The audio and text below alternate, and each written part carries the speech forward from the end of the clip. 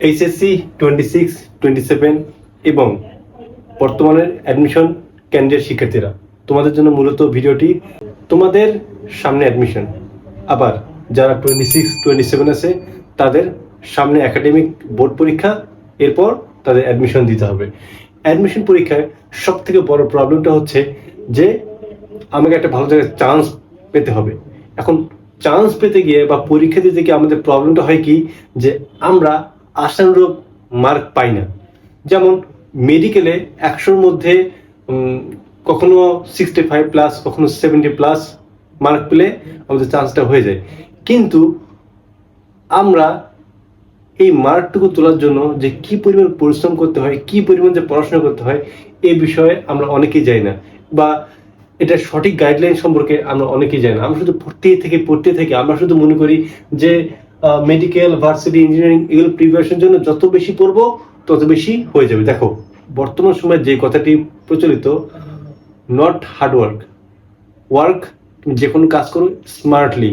অর্থাৎ এখন আর শুধুমাত্র হার্ড ওয়ার্ক করলেই শুধু হবে না, স্মার্টলি তোমাকে কাজটা করতে হবে, তাহলেই তুমি তোমার লক্ষ্যে পৌঁছাবে। দেখো, তুমি মেডিকেল, ভার্সিটি, ইঞ্জিনিয়ারিং যে কোনো ক্যান্ডিডেট হও না কেন, তোমাকে যে কোনো জায়গায় চান্স পাওয়ার ক্ষেত্রে এই কয়েকটা বিষয়ে তোমাকে গাইডলাইন মেনে চলতে হবে। তুমি যদি না চলো, তুমি অ্যাডমিশনে গিয়ে একদম 100% তুমি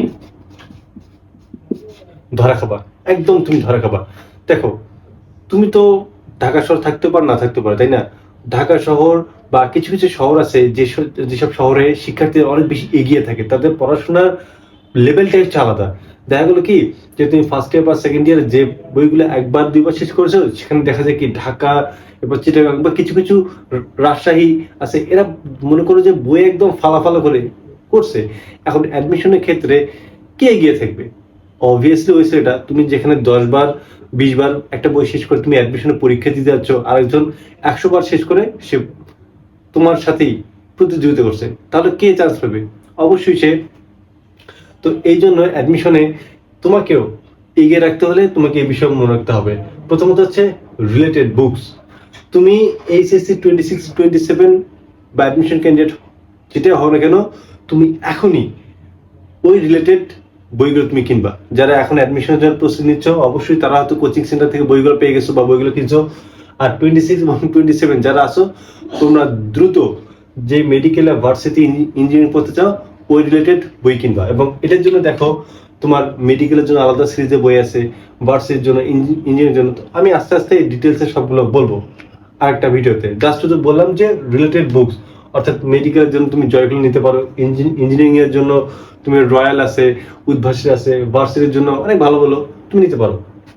তার মানে ওই রিলেটেড বুকস গুলো তোমাকে সংগ্রহ করতে হবে এবং ওগুলো পাই টু পাই পড়তে হবে। এখন তুমি বইগুলো কিভাবে পড়বা? বই তো অনেক কিছু দেওয়া আছে, তো সবগুলো তো পড়া সম্ভব না। তো তুমি কিভাবে পড়বা? Related mentor. তুমি মেডিকেলে পড়তে চাও, তো তোমার কি লাগবে?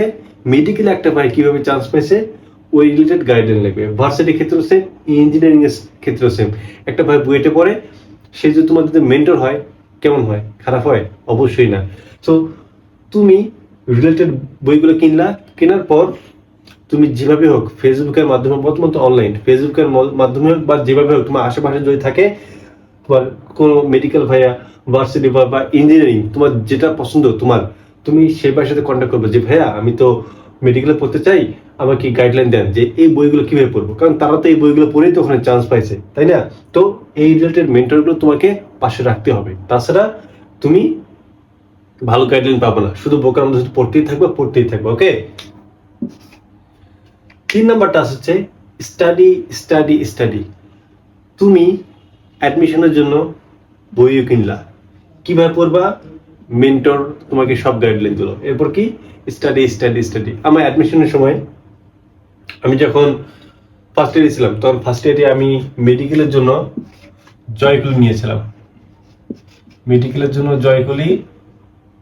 ভার্সিটির জন্য জয়কুলি নিয়েছিলাম। ইঞ্জিনিয়ারিং এর জন্য আমি হচ্ছে ইঞ্জিনিয়ারিং তখনও বইগুলো মানে ঘাটাঘাটি করিনি। আমি হচ্ছে ফার্স্ট ইয়ারেই মেডিকেল এবং ভার্সিটির জন্য খুব ভালো একটা প্রিপারেশন নিয়েছি। ইঞ্জিনিয়ারিংটা হচ্ছে আমি অ্যাডমিশনের সময় নিছি।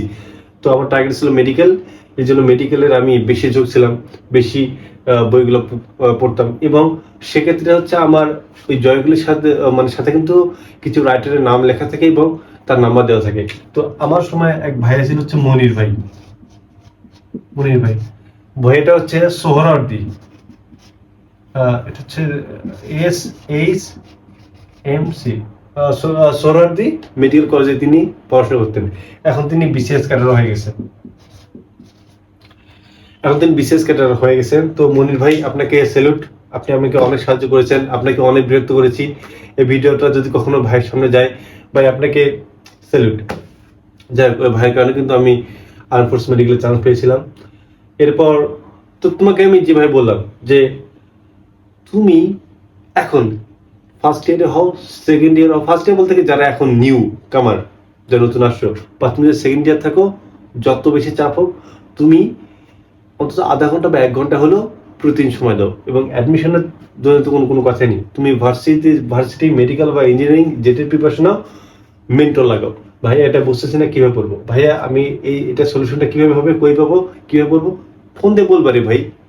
মানুষের কাছে ছোট হও, সমস্যা কি, তোমার জন্যই তো, তাই না? তুমি 2 দিন পর চান্স পেলে তোমার সব ছোট আমি কোনো কিছু থাকবে না, তখন তোমার নিজেকে গর্ববোধ করতে হবে, তোমার ভালো লাগবে তখন। তাই এসব ছোট লোকই মন মানসিকতা বাদ দিয়ে তোমার সমস্যা হলে তুমি বড় ভাইদের অবশ্যই সাহায্য নিবা, বড় ভাই শিক্ষক যেখানে পাও অবশ্যই সাহায্য নিবা, আর স্টাডি করবা।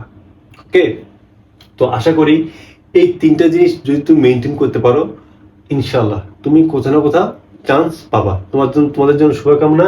এবং আমি আস্তে আস্তে সিরিজ আকারে অ্যাডমিশন এবং এইচএসসি এগুলো কিভাবে পড়াশোনা করলে কিভাবে একসাথে মেডিকেল ভার্সিটি ইঞ্জিনিয়ারিং চান্স পাওয়া যায়, যেমন আমি একই সাথে মেডিকেল ভার্সিটি ইঞ্জিনিয়ারিং চান্স পেয়েছি, আমি আমার অভিজ্ঞতাগুলো শেয়ার করব। এবং আশা করা যায় আমার এই অভিজ্ঞতা কিছুটা হলেও তোমাদের উপকার লাগবে। সো সেই সাথে ভালো থাকো, সুস্থ থাকো, আবার দেখা হবে নতুন কোনো ভিডিওতে। এবং অবশ্যই আমার পেজ এবং চ্যানেলটিতে তোমরা সাবস্ক্রাইব করবা এবং ফলো দিবা। Tata, by.